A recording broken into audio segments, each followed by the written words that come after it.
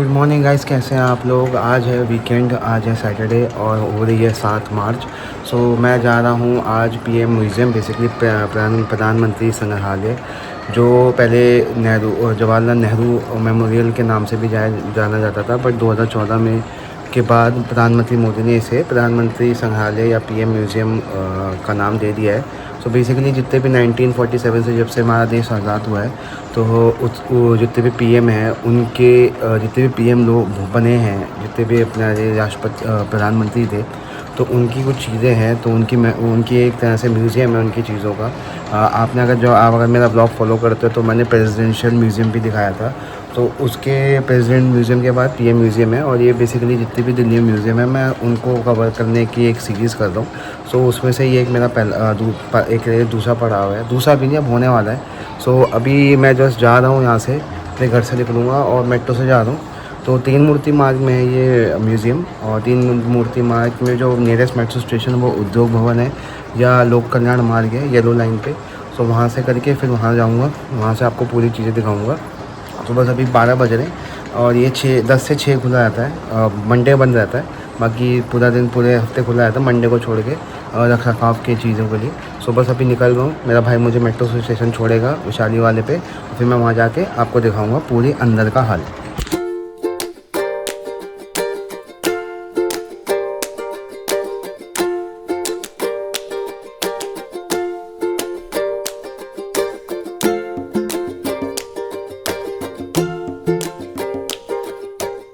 तो मैं आ चुका हूँ अभी प्रधानमंत्री संग्रहालय। अभी जा रहा हूँ टिकट काउंटर पे जो आ गई है लेफ्ट पे। अंदर जाके दिखाता हूँ आपको कैसा है। टिकट होगी मेरे ऐप से 150 रुपीज़ की। तो अंदर जाके देखते हैं, आज बहुत लोग आ रखे हैं, टूरिस्ट आ रखे हैं, बसें हैं। बस आगे जाके देखते हैं, और कैंटीन भी है, तो ये खाना खा लूँगा अगर मेरे को ज़रूरत पड़ी तो। भाइयों, मैंने टिकट ले ली है। तो पूरा जो प्रोसेस था वो एक तरह से इलेक्ट्रॉनिक इंटरफेस था, डिस्प्ले था और यूपीआई से पेमेंट हुई है। तो मैंने लिया 400 का टिकट, जिसमें एक सेल्फ़ी है प्रधानमंत्री के साथ एआई की, बेसिकली होलोग्राम। फिर एक सुरक्षा करे कुछ है, hand written letter from PM, picture point है, और एक वीआर हेलीकॉप्टर राइड है। तो 400 रुपये की पड़ी है ये टिकट। और सामान आपको अंदर ही जमा करना पड़ेगा। एक चाबी दी है, उसमें मेरा बैग है, और पानी की बोतल ले आ सकते हो बस आप। तो बस अभी हम जा रहे हैं अंदर, उसके बाद देखते हैं ब्लॉक 1 ब्लॉक 2 में।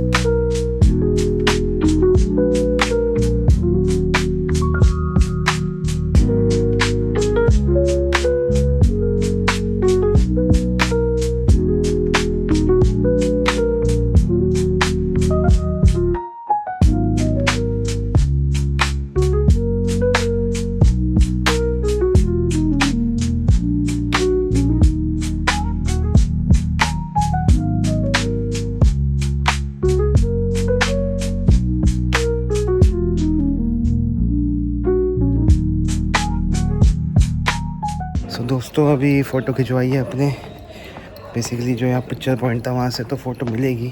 पहले तो सेकंड म्यूज़ियम सब सेकंड बिल्डिंग है वो देख लीजिए। बाकी सेकंड बिल्डिंग बहुत बढ़िया बनी, आपको दिखाता हूँ, देखो।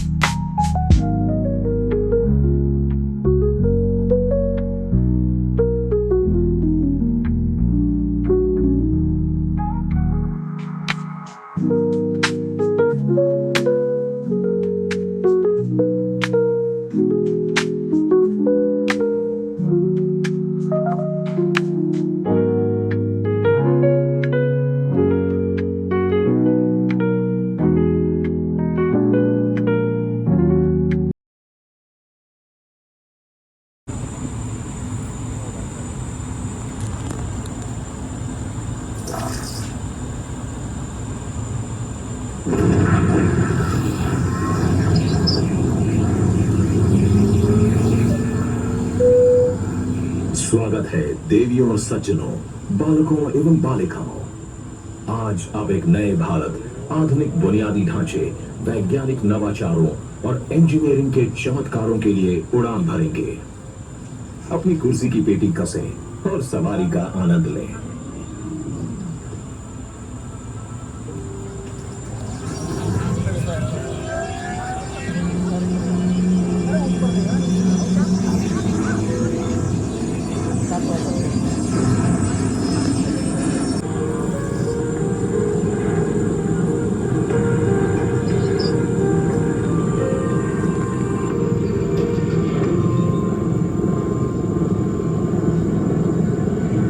ये है शानदार ढोला सादिया सेतु। ये पानी पर 9.15 किलोमीटर लंबाई के साथ भारत का सबसे लंबा स्थायी बीम पुल है। असम और अरुणाचल प्रदेश को जोड़ने वाले इस पुल ने यात्रा की दूरी 165 किलोमीटर कम कर दी है।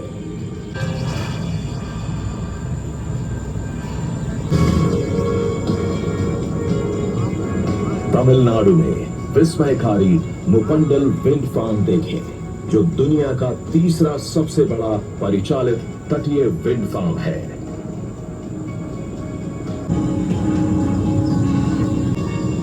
जम्मू और कश्मीर में चिनाब सेतु देखें, जो दुनिया का सबसे ऊंचा रेलवे आर्च ब्रिज है, जो महान हिमालय श्रृंखला पर बना है।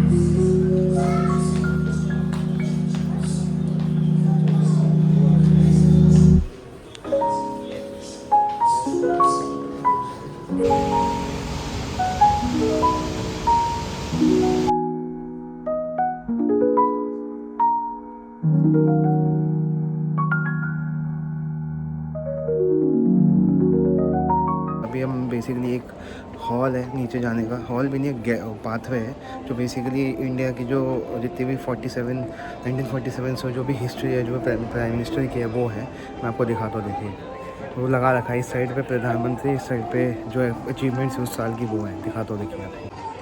मनाली स्टील इनाग्रेशन हुआ था 959 में, 1960s में, भगत सिंह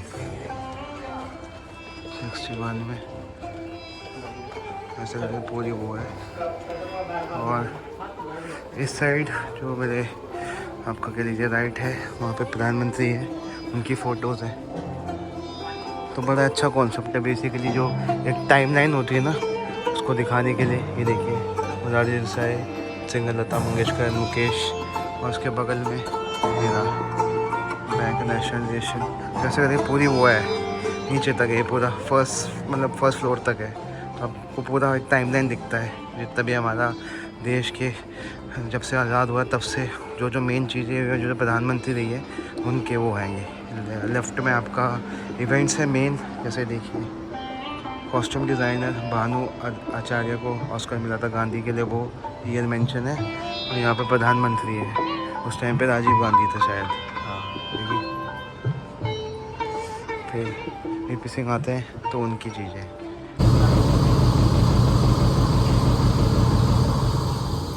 सैटेलाइट इंटेलिजेंस के इस दौर में भारत की सभी भागों की क्षमता बढ़ाने के लिए उन्हें अत्याधुनिक उपकरणों से लैस किया गया, ताकि देश की सुरक्षा सुनिश्चित हो सके। हर स्थिति में, हर मोर्चे पर, चाहे जमीन, पहाड़, रेगिस्तान, शानदार सामुद्रिक रक्षा तंत्र के साथ फॉरवर्ड डिफेंस को नया आयाम दिया।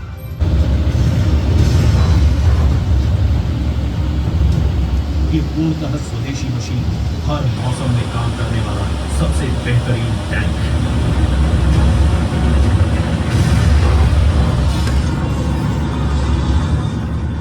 ये है भारत की शानदार रचना BMP-2 सत्य।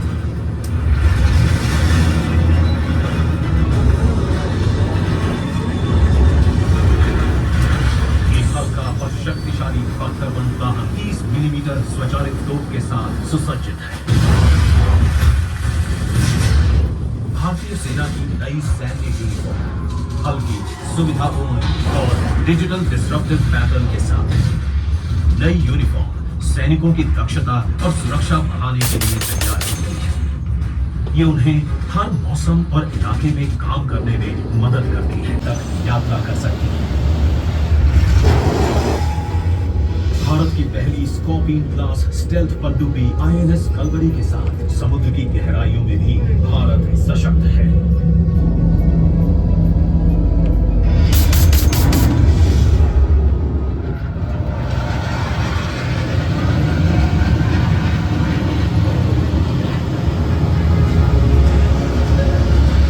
भारत के द्वारा बनाए गए सबसे बड़े युद्ध को INS विक्रांत पर गर्व से समर्पित है। 45,000 टन वजन के साथ 262 मीटर लंबा ये युद्ध को 28 नॉट्स की गति से बढ़ सकता है।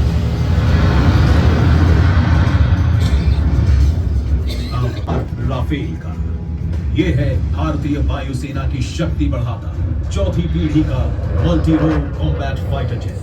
सर्वश्रेष्ठ फाइटर जेट्स में शामिल राफेल 1.8 मैक अधिकतम गति से उड़ सकता है। राफेल की मिसाइल रेंज 150 किलोमीटर है और युद्धक दायरा 3,400 किलोमीटर है।